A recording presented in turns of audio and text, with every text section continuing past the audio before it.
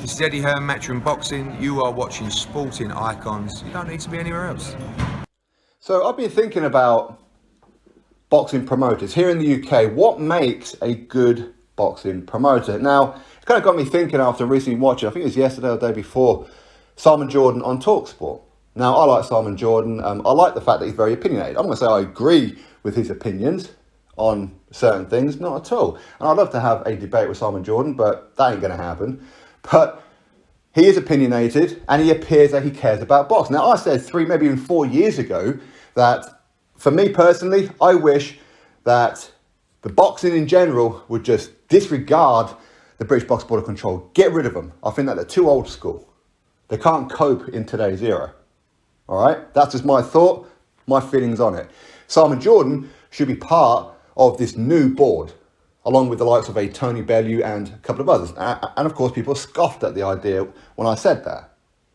Nowadays, people are saying that maybe it should happen and Simon Jordan and whatever else should be part of that panel. Of course, I'll mention names like Jimmy Tibbs and whatever else.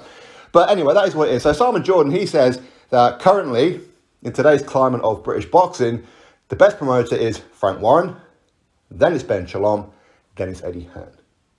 So, of course, me being me, I overthink things and I think about what makes a good promoter.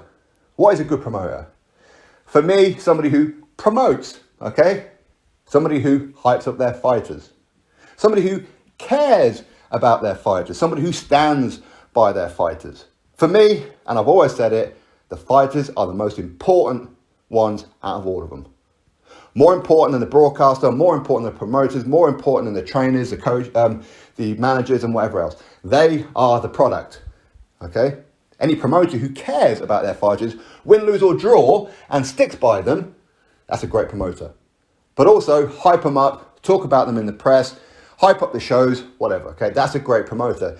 Now, if I ask you all the question, who's the best promoter in the United Kingdom, most people will go, without thinking too much, Eddie Hearn. Yeah, Eddie Hearn's a great promoter. Phenomenal promoter. He really is. Now, Eddie Hearn, for sure, he's never done small hall. He's never had to come through the hard way. Really learn his craft at the grassroots. He's never had to do that. He was given the gig at Sky Sports straight from the bat. On the back of the fact that his father is Barry Hearn. Again, Barry Hearn, he went through the small hall. He went through coming from nothing, rising up through boxing, through darts, through snooker and whatever else, okay? Barry Hearn was juggling a lot of plates. And of course, he became chairman of Leyton Orient and many, many other things, right? Eddie Hearn had the best tutor you could possibly have in his own father. All you got to be is a salesman. Be on the level of the common folk. Even if you're not on the level of the common folk, appear that you are. So Eddie Hearn was given the keys to the kingdom of Sky Sports. When you've been given the keys of Sky Sports, the machine that is Sky Sports, you'd have to be a bit of a moron to fail. You would. As long as you can speak a little bit, you can't fail with Sky Sports. You can't. They wouldn't let you fail. They're not going to let you fail their product. They have the money and they have the machine. Eddie Hearn was given that from the bat. He was. But he is a very good promoter. He hypes up all of his fighters.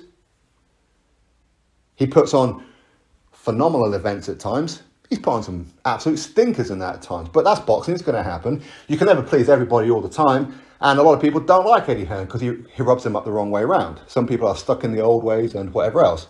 They want Matchroom to fail. I don't know why anybody would want Matchroom or anybody to fail. I don't get that.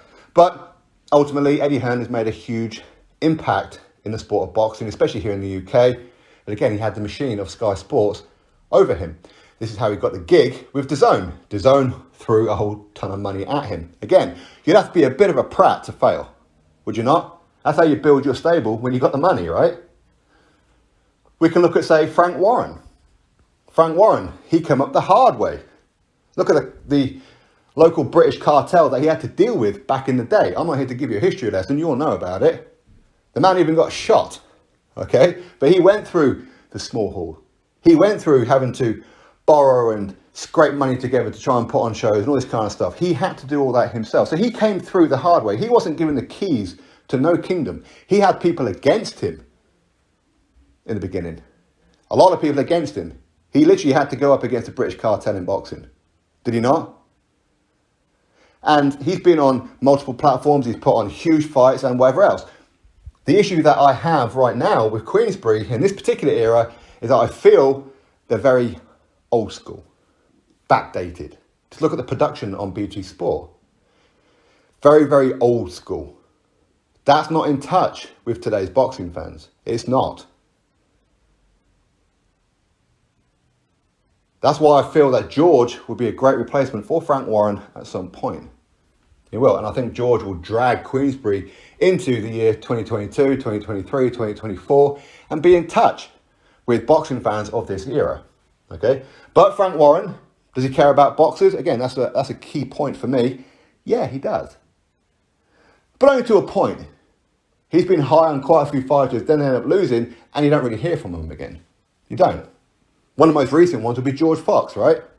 Prospect, he took a loss, it happens, so he lost. Have we seen or heard of anything of George Fox since? No, we haven't. And that's not the only one.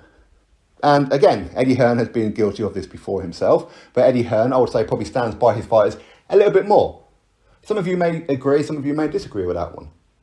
Let's look at, say, Dennis Hobson. Dennis Hobson, he went through it the hard way. Again, started off with virtually nothing. Of course, he had his father back in the day, bless him. And Dennis Hobson has done very, very well. Even today, he still puts on small hall shows. He's been to the top of the mountain. He's come back down it again. He's been back up there again. He's been back down. Dennis Hobson has been there, seen it, and done it. But you know what he does do? He cares about his fighters. He'll stand by his fighters. He gets emotionally invested in his fighters as well as financially. So Dennis Hobson, very, very good promoter. Had he been given the keys to the kingdom of Sky Sports, maybe he'd have done something, right? Very, very possible. Look at Mick Hennessy. Mick Hennessy is arguably the best talent scout in the country. Carl Froch, Tyson Fury. The list goes on. The fighters, a lot of the big name fighters that you'll be seeing over recent years, started off with Mick Hennessy. He gave them the break. Mick Hennessy isn't being given these huge platforms. Thankfully, he's getting some stuff now with Sky Sports, which is great. But he invests a lot of his own money. He could just walk away. And with some of the things that's happened with Mick Hennessy, I wouldn't have blamed him to have walked away. But he keeps on going because he loves boxing. He would have lost God knows how much money over the years. So much money. Where he builds his fighters to a certain point, and then they just jump ship. Very, very unlucky in boxing, he is. But he's great for boxing. Fantastic for boxing. So I have a lot of time and a lot of respect for Mick Hennessy. Look at, say, Kalle Sauerland. Kalle Sauerland, of course, with his brother Nissa as well. But, of course, Kalle, he gets the headliners. But him and Nissa, yes, of course, they come through with their father. Their father made a huge name for the Sauerland name in Germany. So, yes, they would have learnt their trade pretty much all their life. They came into money. They did. Now, of course, they've got the gig with Wasserman, and now they're really starting to plough their way through the British market. They were given a small deal with Sky Sports only a year or so ago.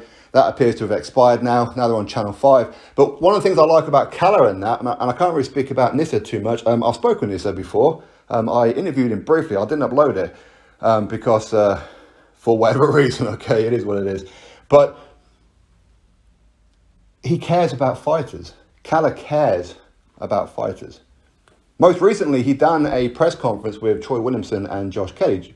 And Sam Jones, he pointed out about the loss that Josh Kelly took, and Josh Kelly said, well, the loss that I took against David Avanesian is now going to be fighting Terence Crawford and wherever else.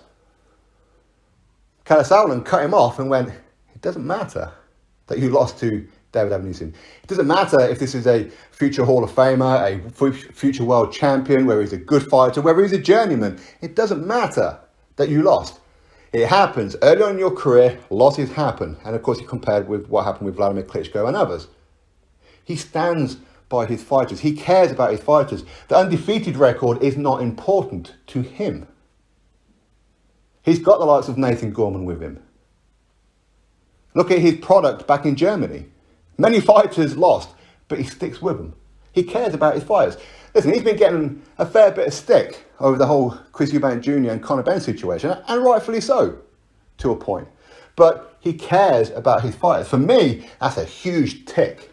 It's a huge tick. But what he said about Josh Kelly is absolutely correct. That shows he cares about his fighters. He understands that at times you are going to lose. You could have a bad day at the office. It happens. You could lose to an extreme journeyman. It happens.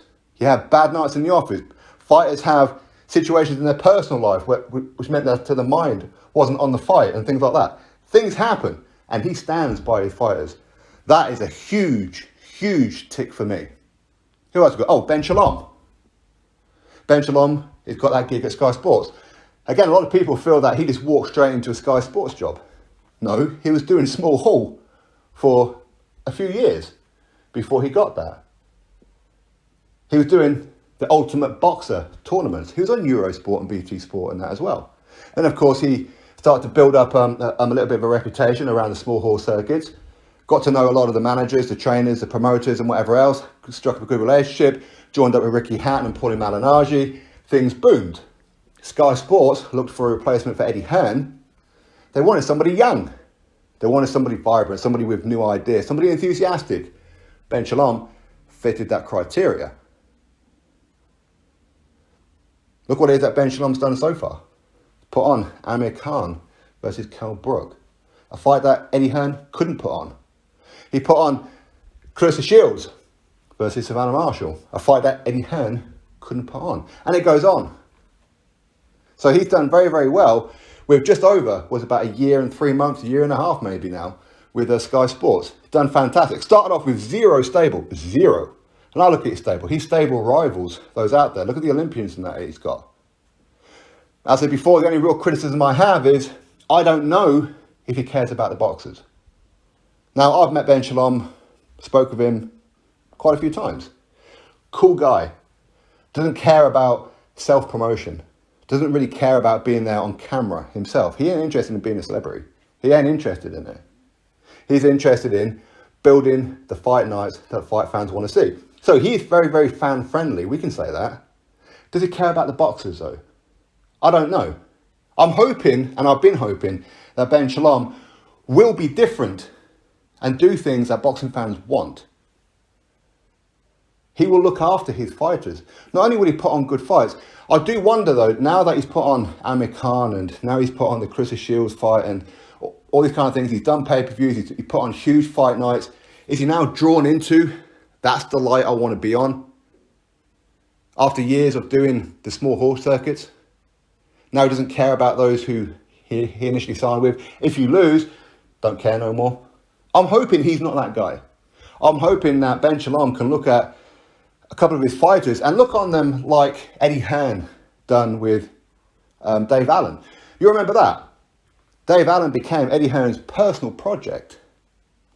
Didn't quite work out for him, okay, because Dave Allen just wouldn't train that much and things like that.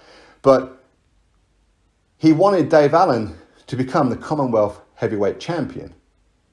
So he guided him through and then gave him that opportunity against Lenroy Thomas. Ultimately, it was Dave Allen who let himself down there. Okay? I'd like Ben Shalom to do that. I would. He's got the keys to the kingdom. He's got Sky Sports. As I said before, he didn't just walk into Sky Sports. They wanted something new, something fresh. He was that guy who has been working on the small halls for quite some time. Not a guy with a copious amount of money. This is a guy who had to borrow money to get his promoter's license. Okay, so he didn't just walk into boxing with money in his pocket. No, he had to borrow money to do this. So again, he'd come through it the hard way. Okay, he didn't have to go through years upon years upon years, like 20 years of it. No, he did get there very, very quickly. But anyway, for me, the best promoters at the minute, Mick Hennessy, definitely up there. And in fact, they all are up there. They all have their pros. They do. And we can criticise all of them, we can. But for me, I'm more impressed at the minute with Mick Hennessy, with everything that he's been through, with Kalle Sauerland for his love for his boxers, standing by them. I love that. And I'm hoping that Ben Shalom is going to follow in that kind of suit. I'm hoping that he proves that. At the minute, I don't know. I don't know about that part. But I hope that he is. I hope that Ben Shalom will go on and become the fans' favourite for boxing. But to do that, there are certain things he needs to do. As I said before, Calis Sauerland is proving that. He's proving it currently. Mick Hennessy has proved that as well. Eddie Hearn will always do great while he's got money. What happens if the turbulent times come? Is Eddie Hearn going to be able to cope? Or will he just walk away? Again, we don't know. Frank Warren, he's been there. He's been to the top of the mountain. He's fallen all the way down it again. But he keeps managing to climb his way up. Frank Warren is a tactician. Is he fan-friendly? No, I don't think so. Does he put on great fight nights? I don't particularly think so. As I said, I think that he is one of these kind of promoters who's kind of stuck in the dark. But just a little bit of fine-tuning, Frank Warren can be there again. If not, his son George is a great replacement. Great replacement. Anyway, that's my thoughts. I think that currently, based on my own personal criteria, I think it's between Mick Hennessy and Kalle Sauerland. That's my personal pick as to the two best promoters. Give them two the budgets and see what they do. All right? Anyway, that's my thoughts. You drop me yours. Click thumbs up, subscribe, and I'll catch you next video.